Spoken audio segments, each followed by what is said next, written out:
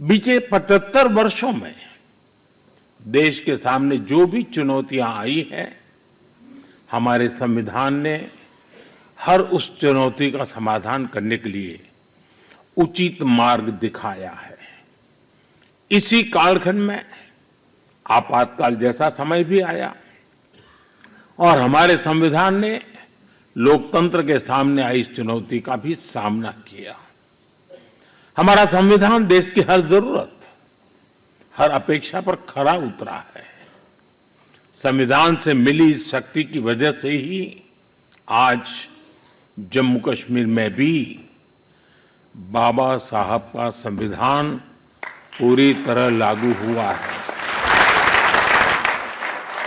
आज वहां पहली बार संविधान दिवस मनाया गया है। साथियों, आज भारत परिवर्तन के इतने बड़े दौर से गुजर रहा है। ऐसे अहम समय में भारत का संविधान ही हमें रास्ता दिखा रहा है, हमारे लिए गाइडिंग लाइट बना हुआ है। साथियों, भारत के भविष्य का मार्ग अब बड़े सपनों, बड़े संकल्पों की सिद्धि का है। आज हर देशवासी का एक ही ध्येय है, विकसित भारत का निर्माण। विकसित भारत का मतलब है जहां देश के हर नागरिक को एक क्वालिटी ऑफ लाइफ मिल सके, डिग्निटी ऑफ लाइफ मिल सके। ये सामाजिक न्याय, सोशल जस्टिस का भी बहुत बड़ा माध्यम है और ये संविधान की भी भावना है। इसलिए बीते वर्षों में देश में लोगों के बीच आर्थिक और सामाजिक समानता लाने के लिए कई कदम उठाए गए हैं। बीते 10 वर्षों में 53 करोड़ से ज्यादा ऐसे भारतीयों का बैंक खाता खुला है जो बैंक के दरवाजे तक नहीं पहुंच पाते थे। बीते 10 वर्षों में 4 करोड़ ऐसे भारतीयों को पक्का घर मिला है जो कई कई पीढ़ियों से बेघर थे। बीते 10 वर्षों में 10 करोड़ से ज्यादा ऐसी महिलाओं को मुफ्त गैस कनेक्शन मिला है जो बरसों से अपने घर में गैस पहुंचने का इंतजार कर रही थी। हमें आज के जीवन में बहुत आसान लगता है कि घर में नल खोला और पानी आ गया, लेकिन देश में आजादी के 75 साल बाद भी सिर्फ 3 करोड़ घर ही ऐसे थे जिनमें नल से जल आता था।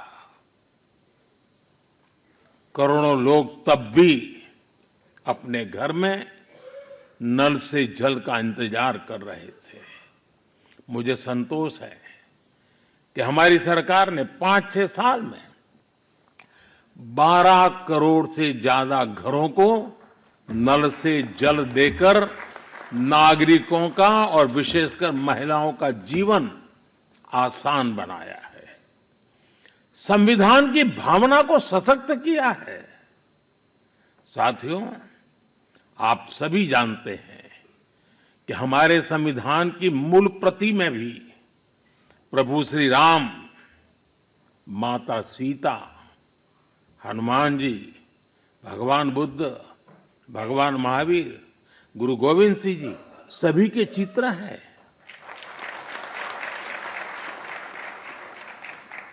भारत की संस्कृति के प्रतीक इन चित्रों को संविधान में इसलिए स्थान दिया गया ताकि वो हमें मानवीय मूल्यों के प्रति सजग करते रहे।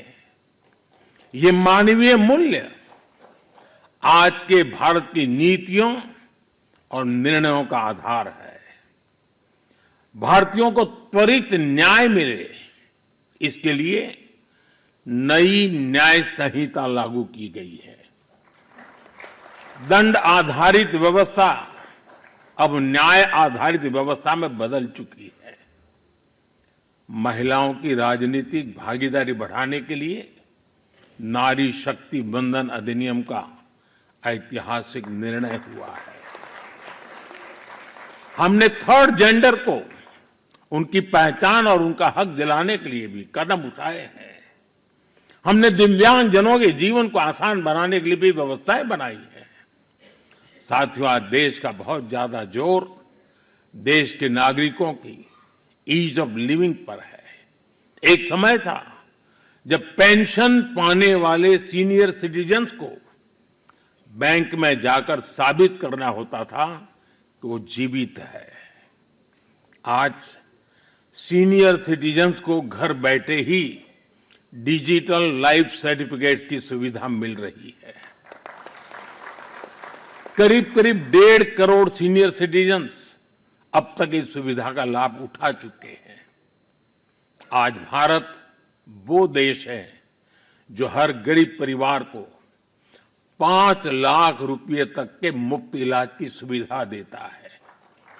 आज भारत वो देश है जो 70 वर्ष से ऊपर के हर बुजुर्ग को फ्री हेल्थ केयर की सुविधा देता है। देश के हजारों जन औषधि केंद्रों पर आज 80% डिस्काउंट पर सस्ती दवाइयां मिल रही हैं। एक समय में हमारे देश में इम्यूनाइजेशन की कवरेज भी 60% से भी कम थी। करोड़ों बच्चे हर साल टीकाकरण से छूट जाते थे।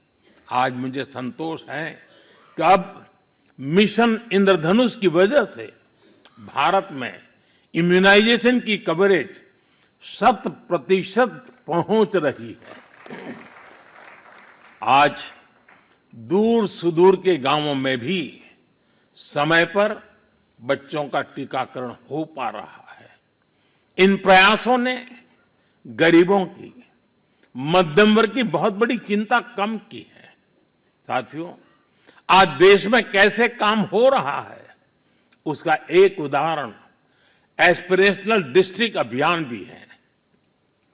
देश के 100 से अधिक ऐसे जिले जिन्हें पिछड़ा कहा जाता था, हमने उन्हें एस्पिरेशनल डिस्ट्रिक्ट माना और वहां हर पैरामीटर में विकास की गति तेज की गई है।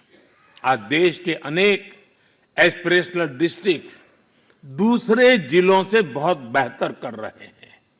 अब इसी मॉडल के आधार पर हमने एस्पिरेशनल ब्लॉक प्रोग्राम भी शुरू किया है। साथियों, लोगों की रोजमर्रा की जिंदगी से परेशानियां खत्म करने पर भी आज देश का बहुत ज्यादा जोर है। कुछ साल पहले तक भारत में 2.5 करोड़ घर ऐसे थे जो शाम होते ही अंधेरे में डूब जाते थे। उन घरों में बिजली कनेक्शन ही नहीं था। सबको बिजली का मुफ्त कनेक्शन देकर देश ने उनके जीवन को रोशन कर दिया है।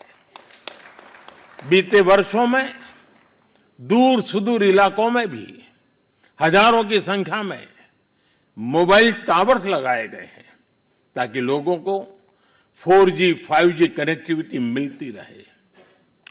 पहले कभी आप अंडमान या लक्षद्वीप जाते थे तो वहां ब्रॉडबैंड कनेक्टिविटी नहीं मिलती थी। आज अंडर वाटर ऑप्टिकल फाइबर ने ऐसे द्वीपों तक भी अच्छी स्पीड वाला इंटरनेट पहुंचा दिया है। हमारे यहां गांव के घरों, गांव की जमीन से जुड़े कितने विवाद होते रहे हैं, ये भी हम भली-भांति जानते हैं। पूरी दुनिया में विकसित देशों के सामने भी लैंड रिकॉर्ड एक बहुत बड़ा चैलेंज रहा है, लेकिन आज का भारत इसमें भी लीड ले रहा है। पीएम स्वामित्व योजना के तहत आज गांव के घरों की ड्रोन मैपिंग की जा रही है और लीगल डॉक्यूमेंट इश्यू किए जा रहे हैं। साथियों, देश के विकास के लिए आधुनिक इंफ्रास्ट्रक्चर का तेज निर्माण भी उतना ही जरूरी है। इंफ्रास्ट्रक्चर के प्रोजेक्ट समय पर पूरे होने से देश का धन भी बचता है और प्रोजेक्ट भी, उसकी उपयोगिता भी बहुत बढ़ जाती है। इसी सोच के साथ प्रगति नाम से एक प्लेटफॉर्म बनाया गया है, जिसमें इंफ्रा प्रोजेक्ट्स का रेगुलर रिव्यू होता है। और इनमें से कुछ प्रोजेक्ट्स तो ऐसे होते जो 30-30, 40-40 साल से पेंडिंग थे। मैं खुद इसकी मीटिंग को चेयर करता हूं। आपको जानकर अच्छा लगेगा कि अभी तक 18 लाख करोड़ रुपए के ऐसे प्रोजेक्ट्स को रिव्यू करके उनके सामने की अड़चनों को दूर किया जा चुका है। समय पर पूरे हो रहे प्रोजेक्ट्स लोगों के जीवन पर बहुत सकारात्मक प्रभाव डाल रहे हैं। देश में हो रहे ये प्रयास देश की प्रगति को भी गति दे रहे हैं और संविधान की मूल भावना को भी सशक्त कर रहे हैं। साथियों, मैं अपनी बात डॉक्टर राजेंद्र प्रसाद जी के शब्दों के साथ समाप्त करना चाहूंगा। 26 नवंबर आज के ही दिन 1949 में संविधान सभा में अपने समापन भाषण में डॉक्टर राजेंद्र प्रसाद जी ने कहा था, भारत को आज ईमानदार लोगों के एक समूह से ज्यादा कुछ नहीं चाहिए, जो अपने हितों से आगे देश का हित रखेंगे। नेशन फर्स्ट, राष्ट्र सर्वप्रथम की यही भावना भारत के संविधान को आने वाली कई सदियों तक जीवंत बनाए रखेगी।